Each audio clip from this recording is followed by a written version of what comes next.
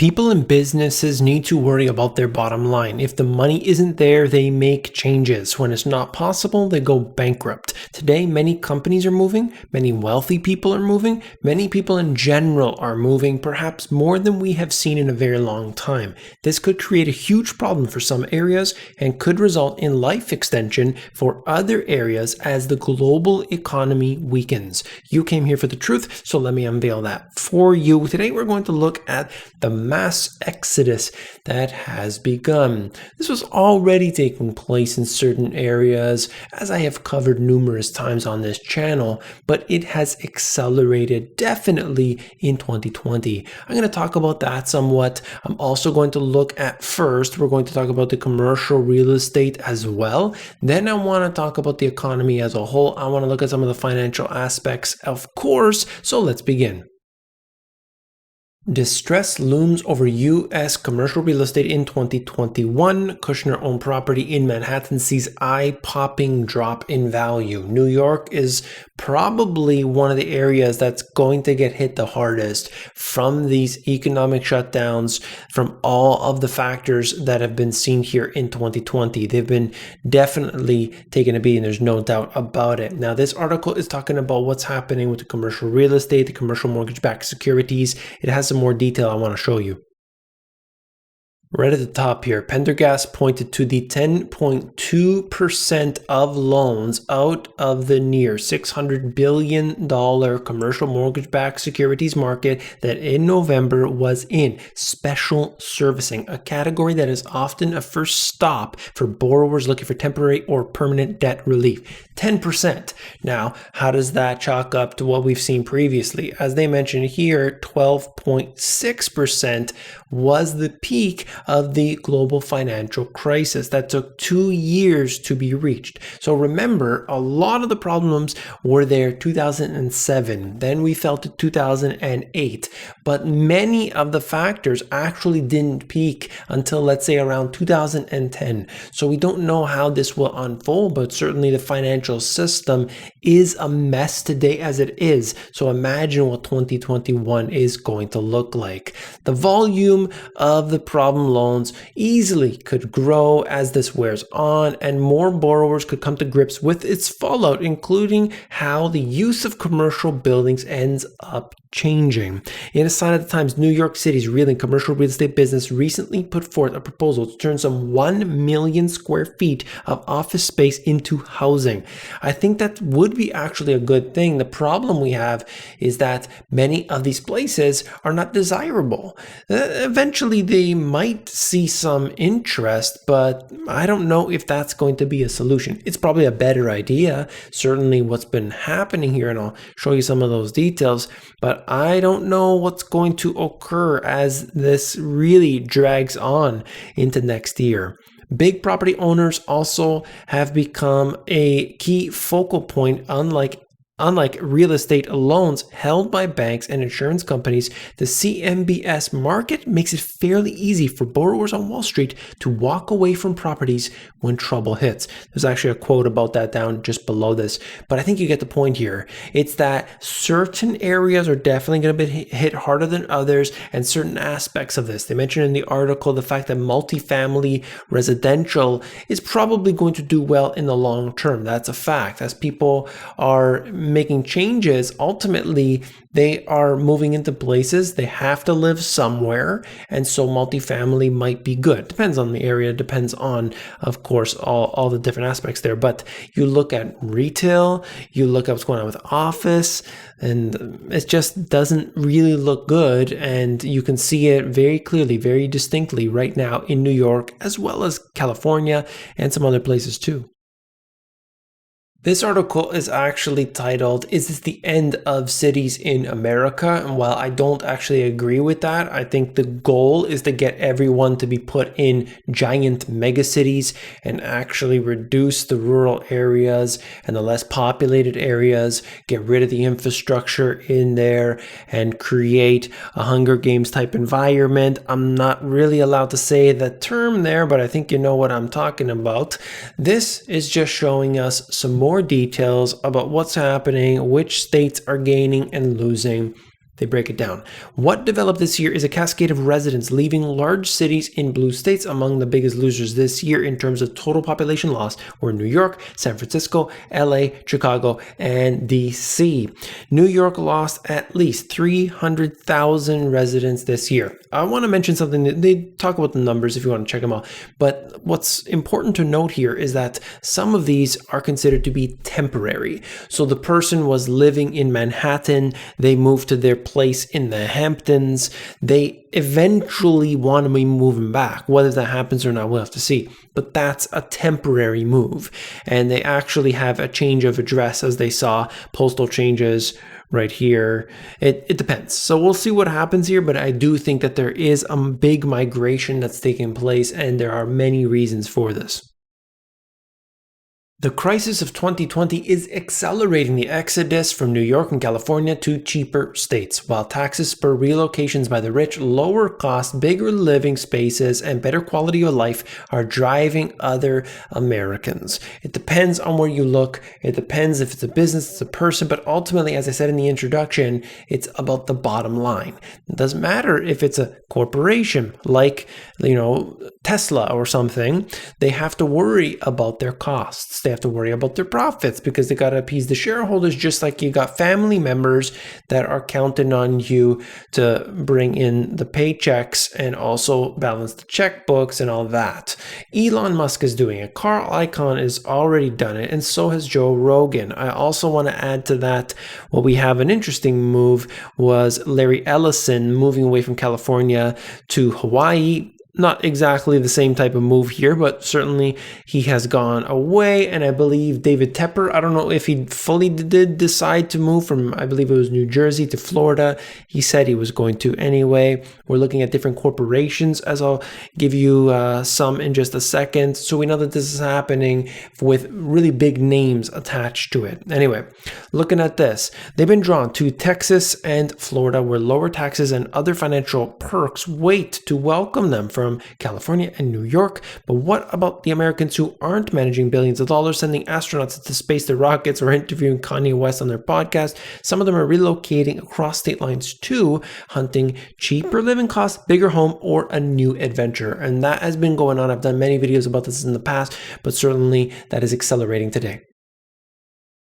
Here is the chart that you need to see 2020 city inflows and outflows. Data shows zip code changes on LinkedIn user profiles from April to October. Look, we don't know what's going to happen 6 months from now, a year from now. This is the data we have, and I like pulling it from the second and third level tier information, that kind of thing, because it actually tends to tell more of a story. It's like using the information from TomTom, like I've shown you previously, using the traffic reports, using the pollution, using all of these different statistics that you would never think of doing, but suddenly it starts to make a lot of sense when you piece 2 or 3 or 4 of those together. Anyway, this is right here just showing us the top cities gaining right here, and in the list, Austin, Phoenix, Nashville, Tampa, Jacksonville, and it goes down. The top cities losing, you could see right here, Hartford, New York City, San Francisco Bay Area, Chicago, Cleveland, and it goes on.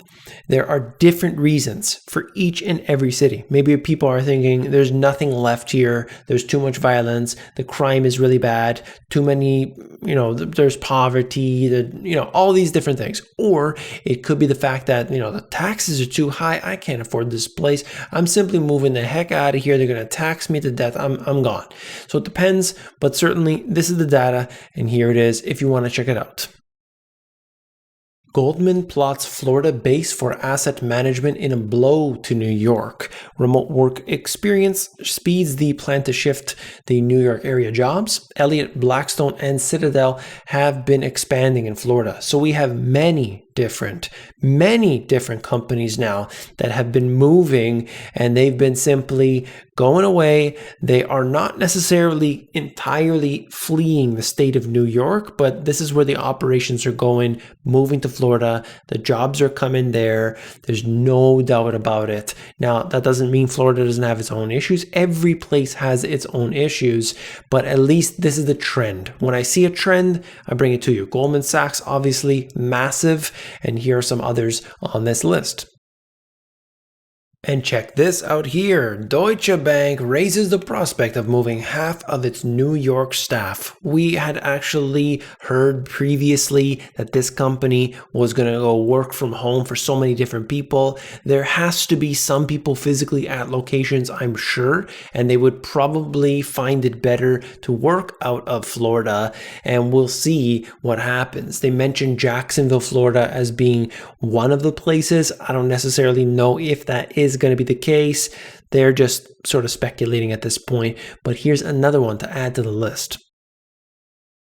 With so many people out of work right now, with the expenses getting just really, let's say strangling for a lot of people, we have the eviction ban that supposedly is going to be ended. I don't know if that's the case. I really don't, especially with recent events. I think that will be turned around. At least it would be extended. U.S. poised for wave of evictions in January as federal ban expires. Between 2.4 million and 5 million American households are at risk in January alone.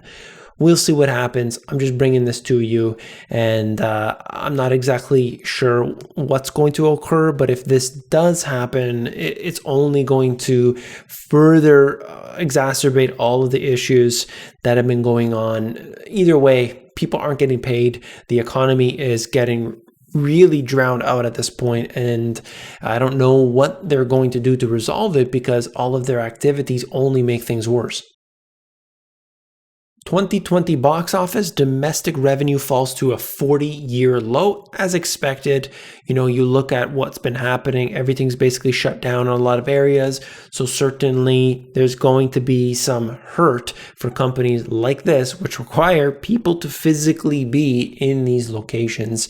That's not happening. So they're really taking a hit right now. This article is talking about how ridiculous the IPOs and all of these tech stocks and these startups are getting, and it's even concerning those on the inside. A frenzy has hit the market for newly listed tech stocks. They're talking about DoorDash, they're talking about Airbnb, you've heard it all before, and right here, multiple investors in the two blistering offerings said that they were puzzled by the extraordinary enthusiasm in the market. The reception was so strong that video game company Roblox pulled its own IPO as it tried to make sense of the market. Think about how crazy that is. Think about that this company is pulling back. Now, it wouldn't surprise me if they went completely off the rail and probably went to market at many times what they initially thought it would be. Why not? Everyone's just throwing money out there. Might as well take part. I believe that there is a direct correlation in between these two. Fed funds rate and SPAC IPO capital raised by quarter. As the money gets cheaper, people take more risks. SPAC equity IPO issuance. This has been rising dramatically over the last 2 quarters here. I don't know if that's an estimated for fourth quarter or if that's actually the total so far. Either way, it's enormous. There's so much money flooding into places people don't even know what they're getting into. And I wonder why. Look at what's happening with the central banks around the world. G10 central bank expected average monthly QE pace in 2021. You could see it measured in US dollar right here. The Federal Reserve, $120 billion every single month. You see the Bank of Canada, 8.2. The ECB, about 120 as well. Go down. The BOJ, BOE, you continue. You look at the amount as a percentage of the GDP to give you some perspective around that. Imagine 0.5%, so 0.5% of the total GDP in a given month. In a month, not a year, but a month. And that's month after month after month. And it goes on and on. It's crazy. It is absolutely crazy. But that's what we're dealing with today. You could see the Russell 2000 versus the 200-day moving average. It has gone completely berserk. It's not the only one that's been doing this, but just noting some of the anomalies that are taking place today. That's all for this video. If you found it informative, hit that thumbs up button. When you do, you are supporting me. I want to thank you for that. And if you're interested in learning about e-commerce, you want to sell some stuff online, you want to make some money, you can actually learn for free in my course, the AmazonGPS.com. The financial system, it's complex, it's convoluted, it's that way intentionally to keep you from knowing the truth. But I explain it all. I'll take you from the beginning stage right to the intermediate in these 2 books. You'll learn what you need to know. Explained very simply. Maybe you don't need to know it, you already know it, but a family member would love to see some of this, I'm sure. Now, you can get that at the link in the description, and if you want the audiobook, you can get that at themoneygps.com. Wait a second, have you seen this video? If not, you definitely want to check it out. Click it, I'll see you there.